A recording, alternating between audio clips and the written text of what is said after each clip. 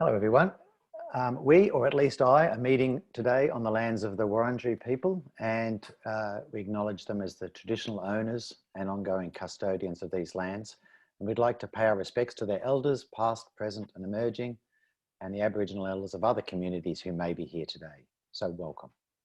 Welcome to the University of Melbourne Centre for Cancer Research Seminar. My name is Mark Jenkins. I'm the head of Precision Prevention and Early Detection of Colorectal Cancer, and I have the honour of chairing today's presentation.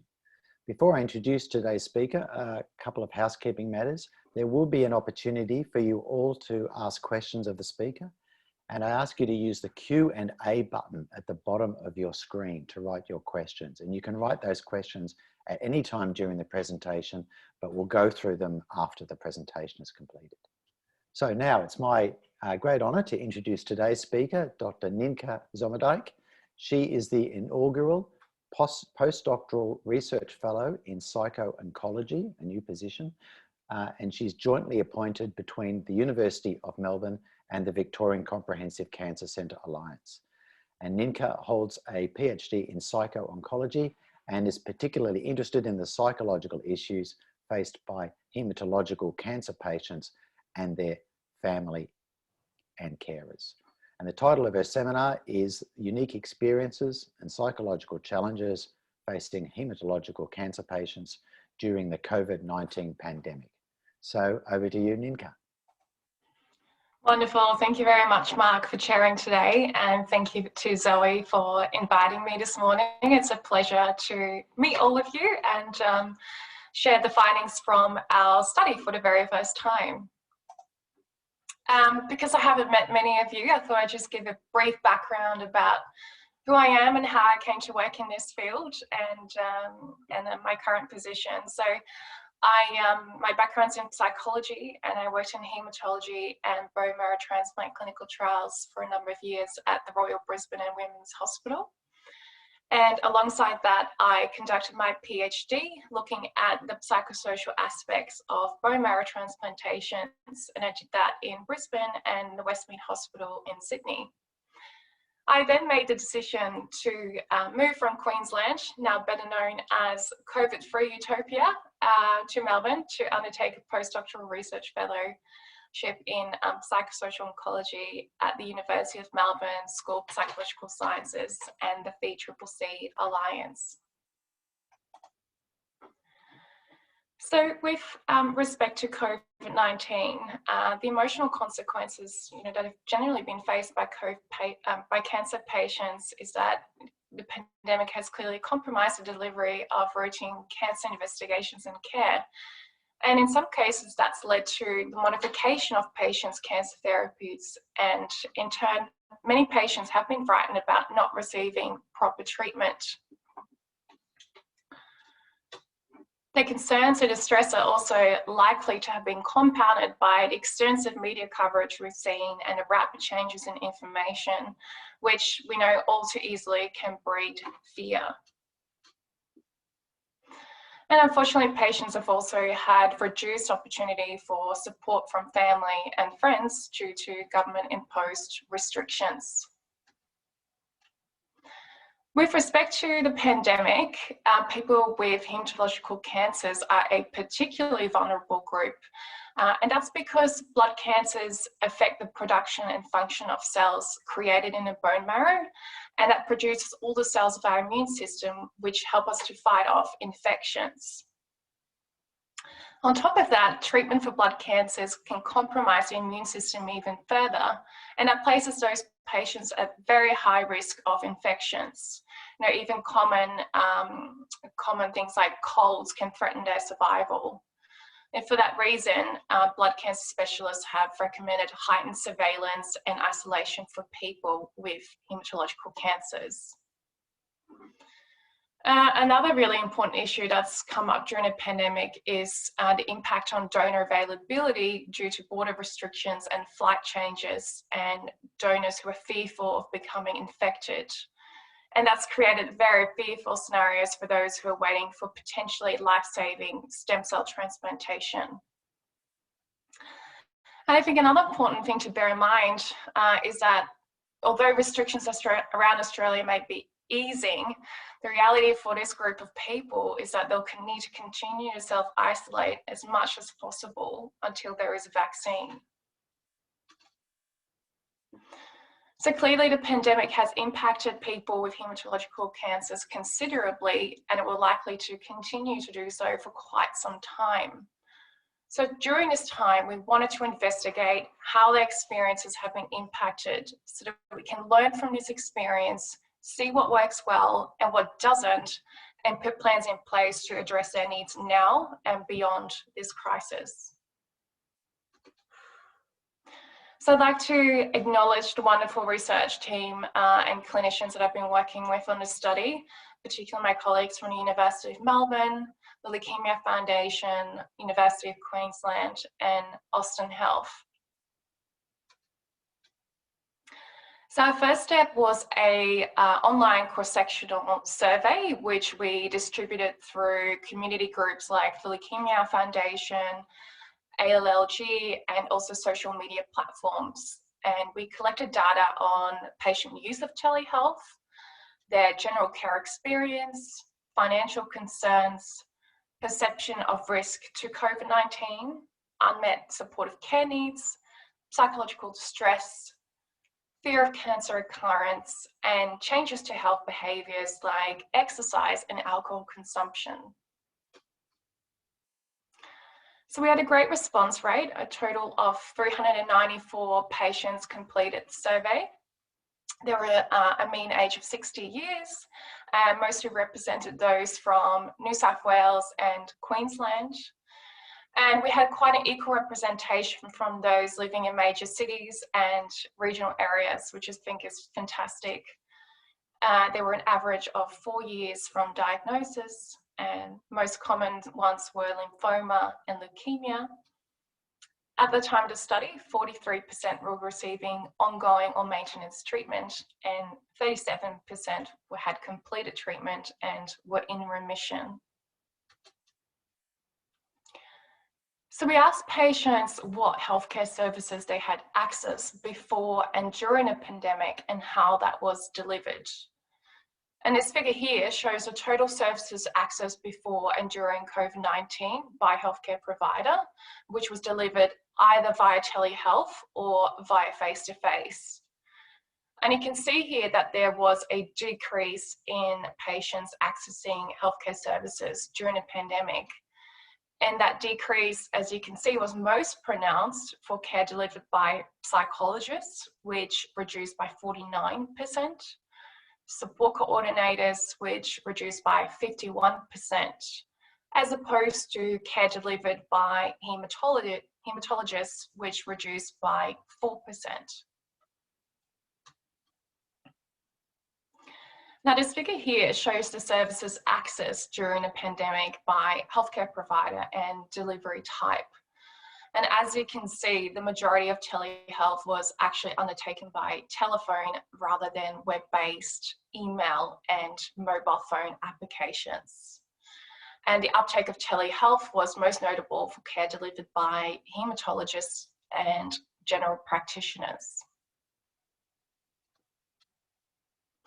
So we also asked respondents for their general perceptions of telehealth and their confidence using the various mediums. And although they felt like it would save them time traveling to and from their appointment, they also felt that it would make it harder for them to build a relationship with their care team and result in less effective communication with their HP. And in terms of their interest in receiving care via telehealth in the future, 36% were actually unsure, 11% were not interested, and 39% said they were interested. So we found that, participants felt fairly confident using telephone telehealth and even web-based telehealth, but less confident using email and mobile phone applications. And in terms of their general care experience during the pandemic, 35% said they did have limited opportunity for support from family members, and 21% experienced restricted access to care services due to the travel bans. However, majority felt that they did receive adequate and satisfactory care from their team. Felt they received adequate treatment and support and were able to maintain good contact with the care team during the pandemic. There was a heightened risk amongst patients, so they were concerned about the impact of the pandemic on their cancer management, the adequacy of measures used to prevent transmission in the hospital, and access of hospital staff to protective equipment. Now, these numbers were quite striking to me. 1 in 4 had said that they had lost income as a result of the pandemic, and 29% said they experienced worse financial concerns during the pandemic compared to the period before the outbreak.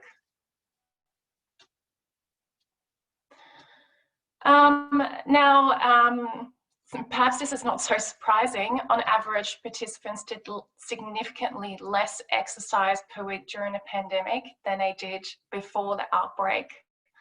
And that was the case for all types of exercise. So even, resistance activities and moderate and strenuous exercise. But patients did make other positive health behaviour changes and significantly reduced the amount and frequency of alcohol consumption.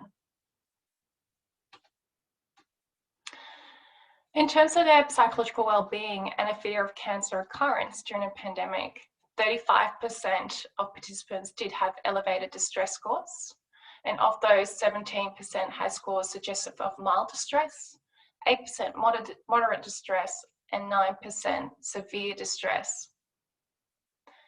Of those who had completed treatment and were in remission at the time of the study, all of them reported some degree of a fear of cancer recurrence during a pandemic.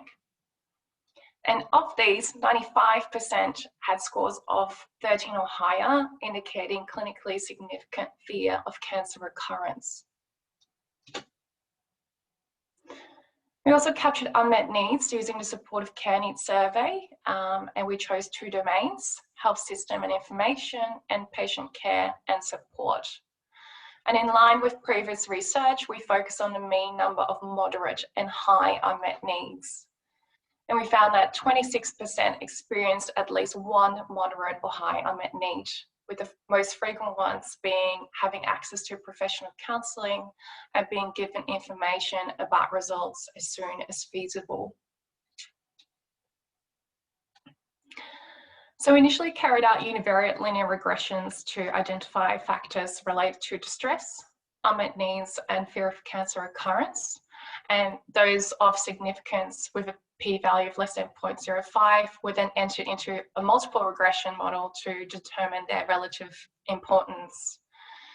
And our first multiple regression analysis revealed that psychological distress during the pandemic was significantly associated with younger age, living in a regional area, having pre-existing health conditions, unmet needs, financial concerns, and perceived risk of contracting COVID-19.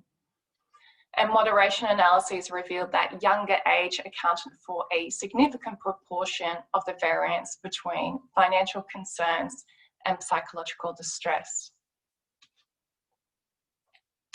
Our second multiple regression model revealed that unmet needs during the pandemic were associated with identifying as a woman, psychological distress, lost income, perceived inadequate support from their care team, and again, perceived risk of contracting the virus. And our moderation analyses revealed that being female moderated the relationship between psychological distress and unmet needs, and younger age moderated the relationship between lost income and unmet needs.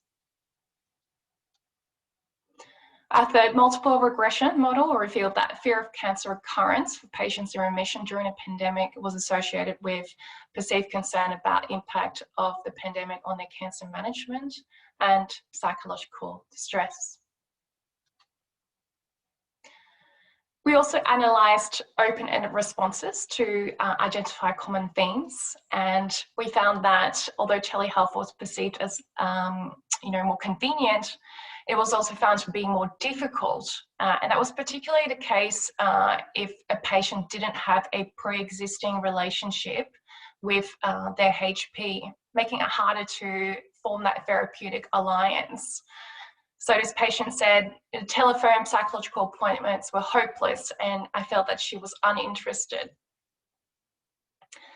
And of course, we saw that patients were restricted in accessing face-to-face care in hospital settings during a pandemic, and that did lead to increased patients seeking care delivered by GPs who could deliver that care in a face-to-face setting.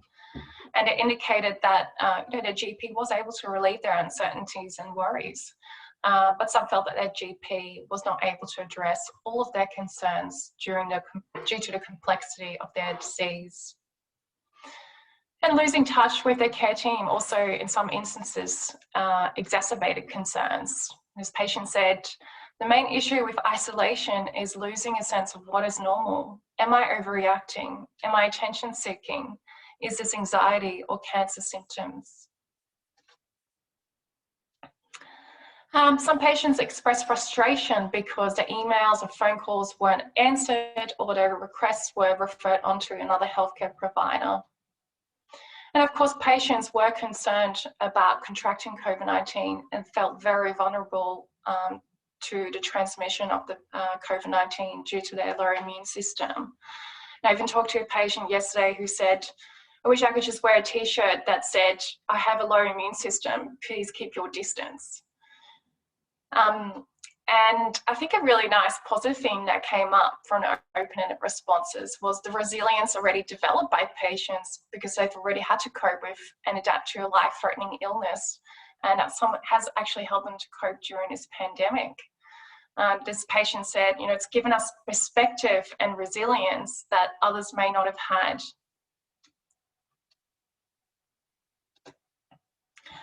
So in terms of the implications of our results and what we can actually take away from this, I think for those health professionals who do provide care to people with haematological cancers, I think it's important to acknowledge and normalise the unique challenges faced by patients during this ongoing strange time. But for some, the distress might be beyond what they're able to manage, and in those cases, it might be necessary to offer referral to specialised psychosocial care. In this survey, we found a high prevalence of clinically significant distress and fear of cancer recurrence, which was much higher than results obtained from studies with haematology patients in times without a pandemic. So, it could be possible that the uncertainty and disruption caused by the pandemic is exacerbating distress and fear of recurrence. It's a really important issue to address because we know it is associated with reduced quality of life, but also greater health utilisation. And actually, recently, a single item was developed by authors Rudy et al. To determine the severity of fear of cancer occurrence, and is a useful tool that can be used by health practitioners.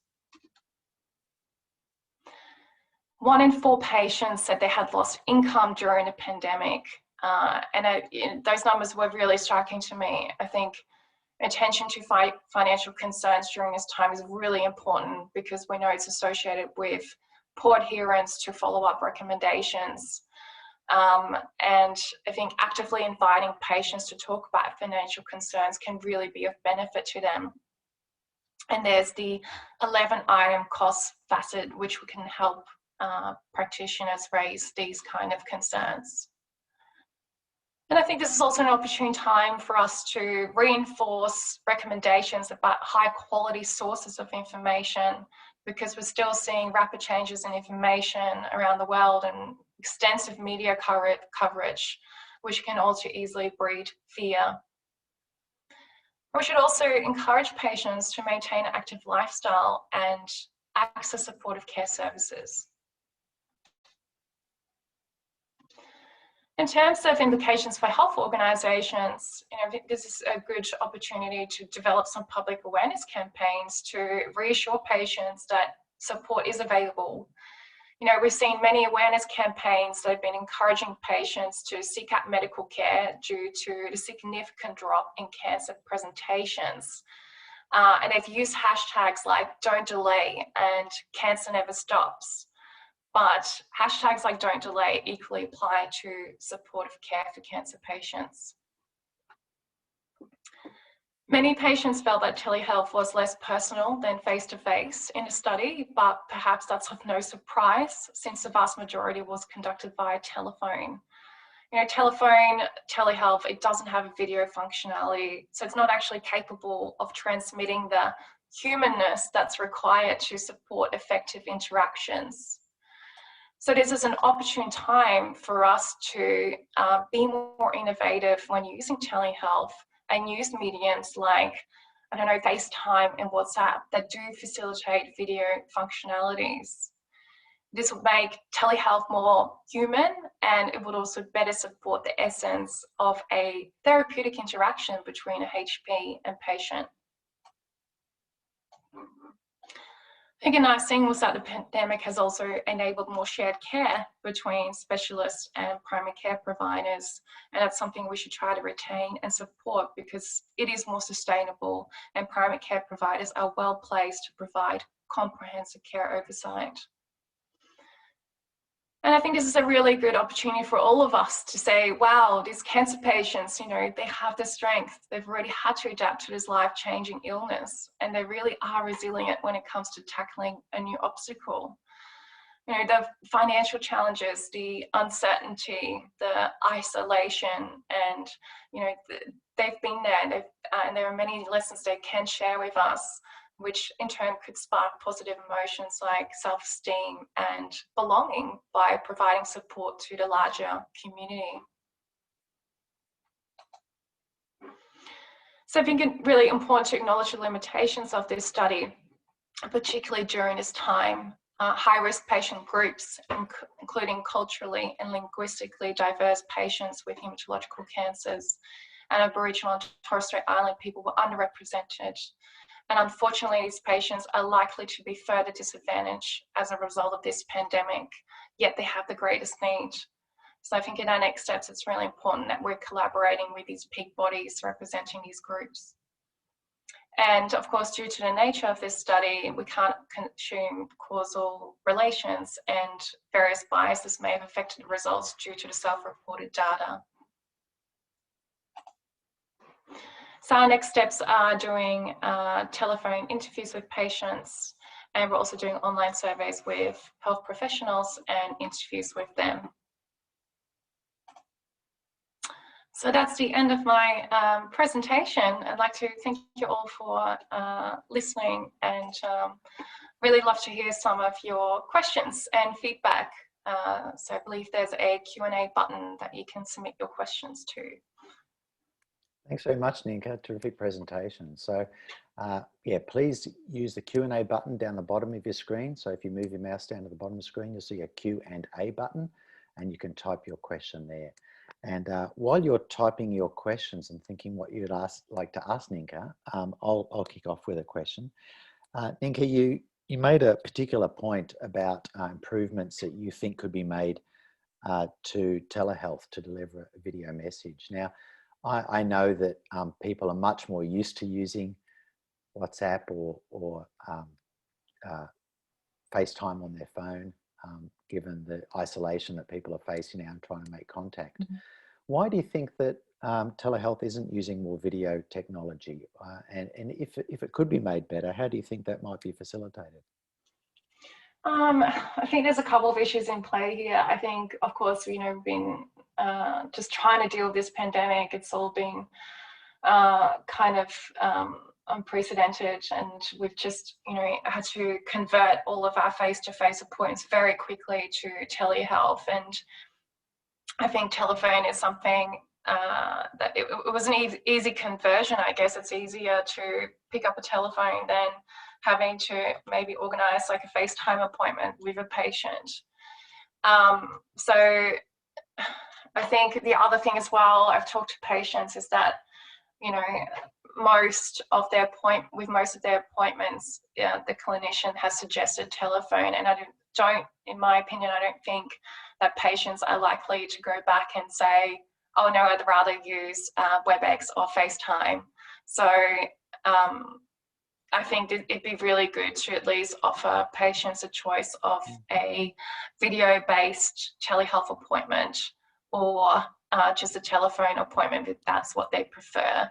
But I think there is an opportunity here to be more patient-centered and at least offer them the choice of either one. And coming from a psychology background, how important is it to see facial expressions and so forth when you're doing a consultation, to pick up cues on anxiety that might be there that you might miss if you were just doing a voice message only? Yeah, I think it's really important. You know, it's there's only so much you can express through verbal communication, and most of our communication is communicated through non-verbal cues.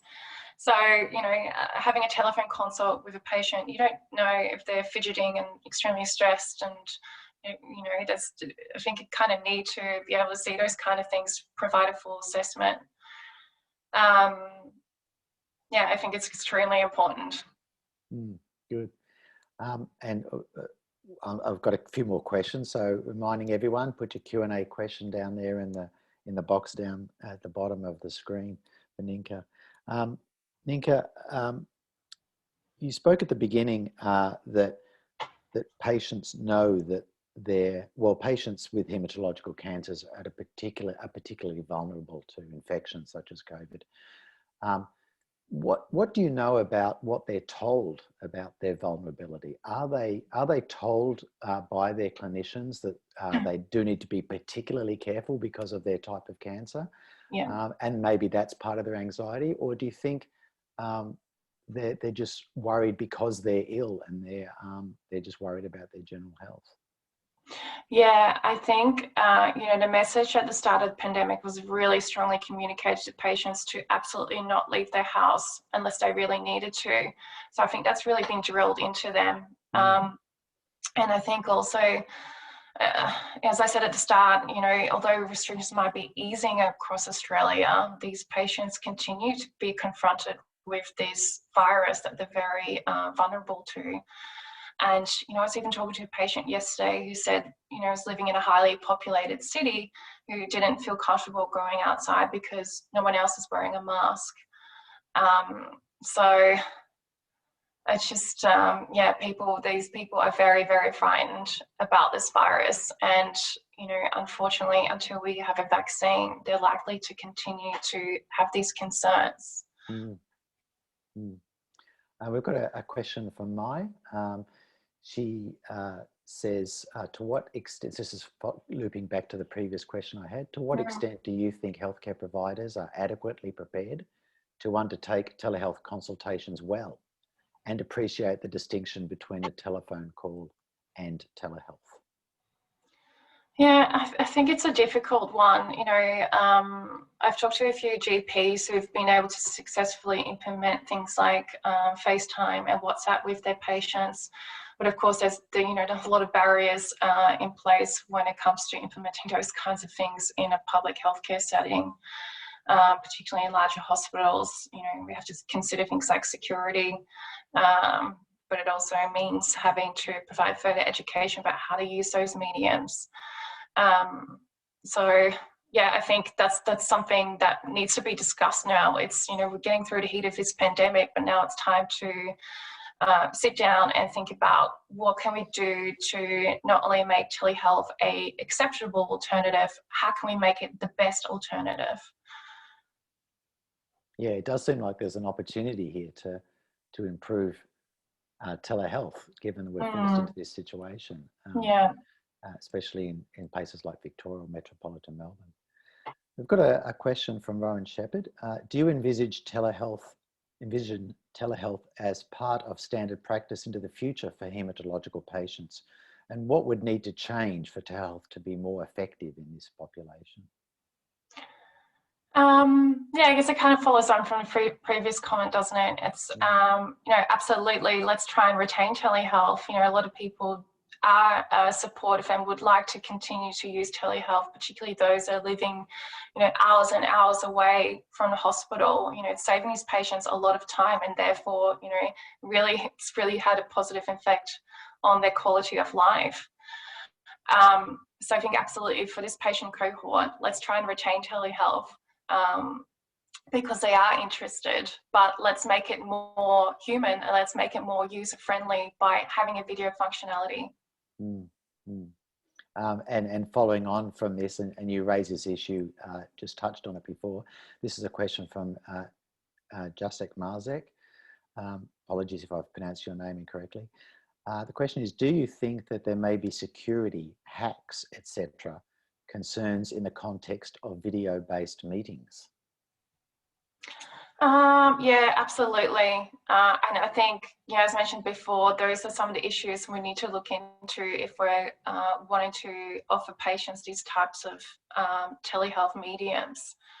It's not something that's in my area of expertise, but, I imagine if GPs are able to do this and provide this to their patients, then surely we can find a way to also offer it to patients in public hospital settings. Did you get a feeling that patients were concerned about security of telehealth? Not really, no. No, that hasn't been a concern that has been raised, no. Good. But I think, one other thing I'd like to say is that important to bear in mind for us is that the home environment, not for all patients, is the home environment a safe and comfortable environment. For a lot of people, coming into the hospital and seeing their HP in a clinical setting face-to-face was more comfortable. We have to bear in mind that a lot of people are doing it quite tough at home at the moment, and taking away from all those distractions can be a really positive thing. And just switching tack a bit, one of your results showed that people who were in remission were particularly worried about a second or recurrence of cancer. Is that something that they're told there may be a particular risk because of COVID, or is this just a anxiety that many cancer patients would have in remission? Yeah, look, the results were certainly higher from studies published in non-pandemic times. To me, what I think is that it might be a result of losing touch with their care team. There's no one there to reassure them, it's okay, you're fine, just continue on. I think it's more of a result of losing touch with their care team and getting that reassurance from their health professional. So you don't think it's confusion on the messaging about care, concern about COVID for them that's given to them, that they're particularly vulnerable? They might misinterpret that as thinking COVID is going to cause them to get a second cancer? I don't know. It'd be a good question to ask patients in the interviews. Yeah. My initial thoughts is just, it's, this is all just exacerbating pre-existing fears. I don't know. It's a good point. Could probably ask patients. And my last question for you is, you've studied your particular haematological cancers, and you've done some literature reviews comparing concerns to other cancers and their concerns. But when you compared to people with other cancers, were they people's concerns during COVID, or were they just general concerns when you compared it with other cancers? From what I've seen from the literature now, like I've compared, distress scores and fear of recurrence scores with patients with solid cancers. And I have noticed that even fear of cancer recurrence was far higher than what's been published in the literature so far during the pandemic. Oh, so the literature was about other solid cancers during the pandemic? Yeah, I have compared our results with that. Yeah. Right. Okay. So this is a topic of interest across many cancer streams then. Yeah. Great. It certainly is. And we have another question from Mai. Does telehealth allow us to risk stratify services and ensure patients most in need of face-to-face care can be prioritised? Yeah, look, I think this comes down to the limitation of our study. I think no. You know, as I said, people from cold people and people, you know, Torres Strait Islands and Aboriginal people with hematological cancers, you know, it's very likely these people aren't accessing telehealth right now, and they're going to be further impacted in this pandemic. And I think this is always a problem. You know, we need to be focusing on the most vulnerable and not help. You know, we need to be focusing on the neediest most. That should be our starting point. And that's often the problem. It's you know, not trying to help those who are already doing well to thrive more, but can we also, you know, a starting point should be focusing on the neediest right now. So I think this is a problem, especially, you know, when you look at even people from low socioeconomic areas, background, sorry, they might not even have access to computer hardware, so they might not even be able to access telehealth. And these patients need to be seen face to face. You know, I was also talking to a clinician not long ago who said, you know, people whose first language isn't English, I need to see those patients face to face because I just simply can't communicate with them over telehealth. So these are issues we are confronted with, and this is something I get stuck on every time. It's what is the solution here? I don't know. It's a real problem. Well, I think the whole medical health services is strengthened by the fact you're trying to solve these problems and trying to measure them. So thank you very much for presenting your research today. There are no more questions, so we'll end the seminar there. And I'd like to thank you on behalf of everyone. You can't see them, but there are many people watching. Thank you on behalf of everyone for giving your presentation, and good luck with your fellowship into the future, and welcome to the university and VCCC. Thank you very much, everyone, for joining. Appreciate it. Okay. Bye-bye, everyone.